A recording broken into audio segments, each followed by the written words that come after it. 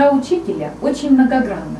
Она содержит в себе частичку поэта и художника, мудреца и сказочника, артиста и режиссера. А так посмотришь, вроде бы обычный человек.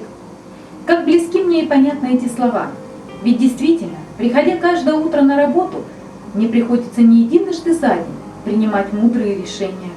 Будь то работа с учениками или их родителями, учителями или администрацией школы. Я убеждена, что душа каждого человека радуется, когда он делает добро другому. Поэтому учу учащихся делать комплименты, удивлять не только друг друга, но и своих учителей, родителей. Для этого провожу нестандартные классные часы и родительские собрания. Мне так приятно видеть счастливые лица, сверкающие глаза моих учеников, когда они читают о себе стихи в газете, которые сочинила сама.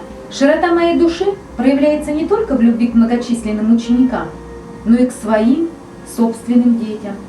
А их у меня немало. 4 сыночка да лапочка-дочка. Уже и внуки имеются. Прививая интерес к спорту, к здоровому образу жизни у своих учащихся, сама веду здоровый образ жизни. Люблю путешествовать, ходить в походы, любоваться красотой. Сама стараюсь окружить себя и других такой же красотой. Развожу цветы. Моя учительская душа продолжает трудиться и за пределами школы. Мне нравится организовывать людей, и мы вместе творим красоту в своем подъезде. У каждой учительской души есть свое увлечение, хобби.